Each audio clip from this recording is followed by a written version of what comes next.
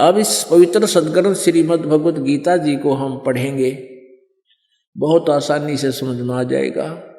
इसमें गीता जी अध्याय नंबर 15 के श्लोक नंबर 1, 2, 3 और 4 में ये कंसेप्ट क्लियर कर दिया है कि ऊपर को जड़, ऊपर को तो परम आदि पुरुष परमेश्वर, आदि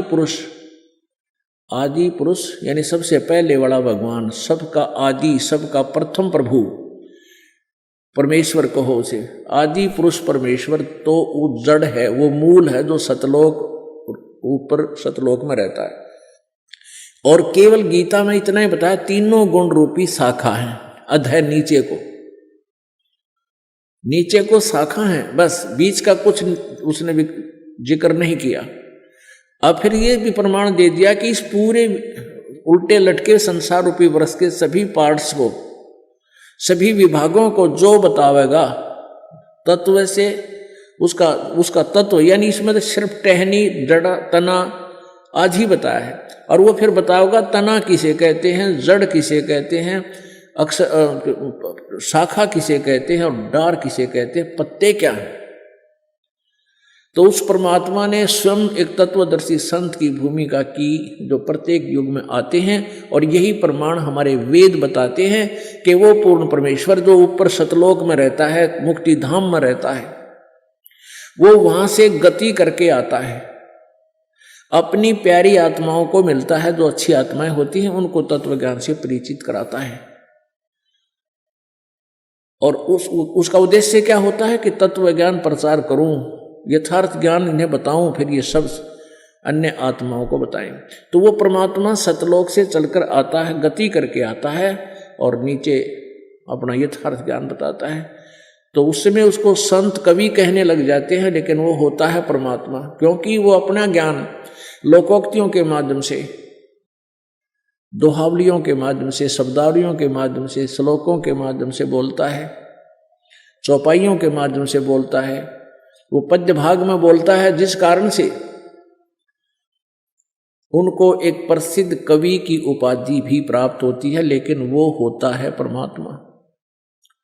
ऋग्वेद मंडल नंबर 9, सूक्त नंबर 96 मंत्र नंबर 16 से लेकर 20 तक, 16 से लेकर 20 तक ये क्लियर किया है कि वो परमात्मा कबीर है। वो कबीर देव अपनी कबीर वाणी के माध्यम से लोकोक्तियों, अपने कबीर वाणी का में लोकोक्तियों के माध्यम से, शब्दावलियों के माध्यम से ज्ञान प्रचार करता है।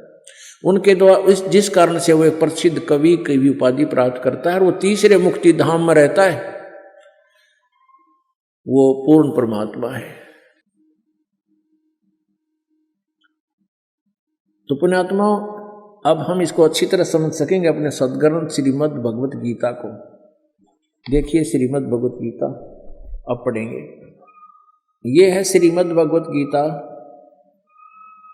और अध्याय नंबर 15। ये प्रथम मंत्र आपने पढ़ा, अब फिर पढ़ लीजिए, अभी आसानी से समझ में आएंगे। ऊर्ध्व मूलम माने ऊपर को, ऊर्ध्व माने ऊपर को, आदि पुरुष परमेश्वर मूल वाले, यानी जड़ तो समझो आदि पुरुष परमेश्वर इस संसार रूपी वृक्ष के। अधः शाखम यानी नीचे को शाखा, अधः माने नीचे, ये अनुवाद गलत किया है, अधः माने नीचे, नीचे शाखा वाला संसार रूपी पीपल के वृक्ष को अविनाशी कहते हैं, वेद जिसके पत्ते कहे गए हैं। और उस संसार रूप वृक्ष को जो मूल सहित तत्व से जानता है, जड़ते लेकर पत्तों तो ही बता देगा, सवेदवित वह, सवेदवित वह वेद के तात्पर्य को जानने वाला है, यानी वो तत्वदर्शी संत है।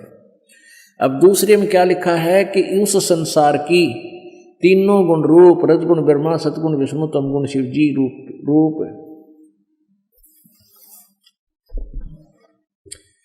संस्कृत भी पढ़ेंगे, विषय पर वाला शाखा। अब ये तो उलझा रहे हैं, इसका अर्थ है विषय विकारों वाली ये शाखाएं हैं, यानी जो हमें यहां फंसाए रखते हैं, नीचे और ऊपर, सर्वत्र नहीं, क्योंकि पृथ्वी लोक पर यह ज्ञान बोला जा रहा था गीता का, ऊपर स्वर्ग और नीचे पाताल, केवल स्वर्ग, पाताल और पृथ्वी, इन तीनों लोकों पर फैली हुई, इन पर इनका कंट्रोल है। ब्रह्मा विष्णु महेश का इन तीनों लोकों में ही प्रभुता है, एक एक विभाग के मंत्री हैं। मनुष्य लोक अब आगे बताए हैं कि ऊपर नीचे फैली हुई, सर्वत्र नहीं। मनुष्य लोक में यानी इस पृथ्वी लोक में और स्वर्ग लोक में और इन पाताल लोक को मनुष्य लोक बोलते हैं। कर्मों के अनुसार बांधने वाली मूलानी यानी इसकी जड़ें हैं, मुख्य कारण है, ये हमें यहाँ फंसाए रखते हैं, ब्रह्मा विष्णु में सुलझाए रखते हैं भी। नीचे और ऊपर, अध माने नीचे, ऊर्ध्व माने ऊपर, सभी लोकों में नहीं, ऊपर और नीचे, स्वर्ग और पाताल और पृथ्वी तीनों पर व्याप्त हो रही है। आगे देखना, तीसरे में लिखा है कि इस संसार वर्ष का स्वरूप, इस संसार रूप का वृक्ष स्वरूप वैसा यहां विचार काल में नहीं पाया जाता, क्योंकि न इसका आदि और न इसका अंत है और न इसकी अच्छी प्रकार स्थिति है। इसलिए इस सुविरुद्ध मूलम, अहमता ममता और वासना रूपी नहीं, इसलिए इस सुविरुद्ध मूलम, अति दृढ़ मूल वाले, सुविरुद्ध माने जो कभी नाश में न आने वाले ऊपर के स्थान, जिनको जड़ कहते हैं, ऊपर का हिस्सा, सतलोक, अलखलोक, अगमलोक और अकैलोक आदि को, वो तो जड़ रूप परमात्मा है। दृढ़, अति दृढ़ मूल वाले संसार रूपी पीपल के वृक्ष को दृढ़ेन असंग शस्त्रेण छित्वा, दृढ़ेन माने इस अटल विधान वाले तत्व ज्ञान रूपी शस्त्र द्वारा काटकर, इन्होंने वैराग रूप शस्त्र द्वारा काटकर लिखा, ये गलत अनुवाद किया। दृढ़ माने उस अटल विधान वाले तत्व ज्ञान रूपी शस्त्र द्वारा काटकर, अर्थात अच्छी तरह समझकर। अब चौथे में निर्णय दिया है, अध्याय नंबर 15 का श्लोक नंबर 4। उसके पश्चात उस परम पद रूप परमेश्वर को, यहां लिखना चाहिए था उस परमेश्वर के उस परम पद की, पदम माने परम पद की भली भांति खोज करनी चाहिए, जिसमें गए हुए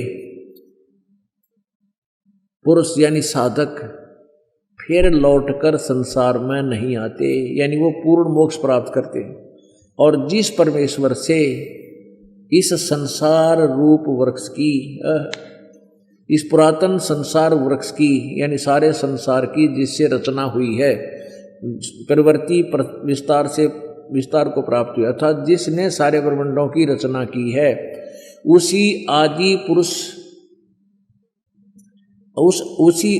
पुरुष नारायण की मैं शरण हूं।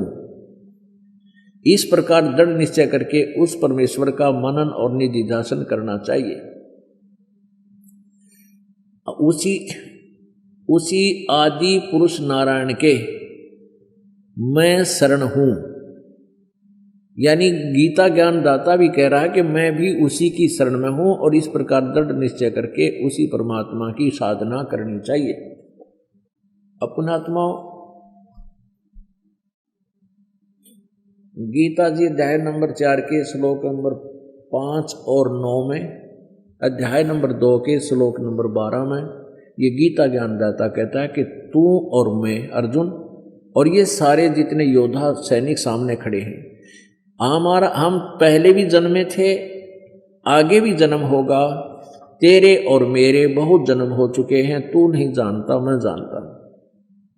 इससे सिद्ध हुआ कि गीता ज्ञान दाता अविनाशी नहीं है, और इसकी साधना करने से वो स्थान प्राप्त नहीं हो सकता जहां जाने के बाद फिर लौटकर संसार में प्राणी कभी नहीं आते, क्योंकि ये खुद कहता है कि मेरे और तेरे बहुत जन्म हो चुके हैं। गीता ज्ञान दाता ब्रह्म है जो श्री कृष्ण जी के शरीर में प्रवेश करके प्रेत की तरह बोल रहा है।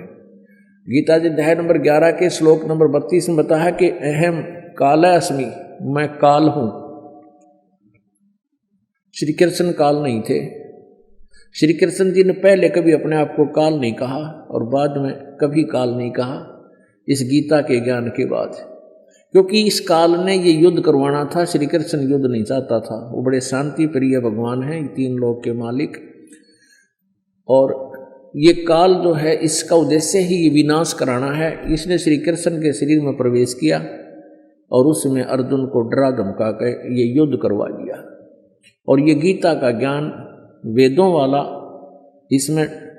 वाला ज्ञान इसमें गीता जी में दिया, लेकिन कुछ अपनी भी अटकलें लगाई युद्ध करवाने के लिए। वो अब क्लियर है, स्पष्ट है, जो वेदों से नहीं मिलता। गीता जी में भी वो कुछ ज्ञान ऐसा है जो वेदों से मेल नहीं खा रहा, तो वो अपने आप ही, हम उससे कोई लेना देना नहीं। हमने वेदों वाले ज्ञान अनुसार इसको समझना, और फिर सबका निर्णय करता है पांचवा वेद, सूक्ष्म वेद, जो परमेश्वर ने, कबीर जी ने अपनी अमृत वाणी में आकर स्वयं बोला है, जिसका प्रमाण गीता जी अध्याय नंबर 4 के श्लोक नंबर 32, 33 और 34 में है कि उस तत्व ज्ञान को जो सच्चिदानंद घन ब्रह्म की वाणी में, ब्रह्मणे मुखे माने सच्चिदानंद घन ब्रह्म की वाणी में जो विस्तार से कहा गया वो तत्व ज्ञान, उस तत्व ज्ञान को तू तत्वदर्शी संतों के पास जाकर समझ, उनको दंडवत प्रणाम करने से, कपट छोड़कर प्रसन्न करने से वो तत्वदर्शी संत तुझे तत्व ज्ञान का उपदेश करेंगे। फिर वैसे साधना करना जैसे वो बताएं।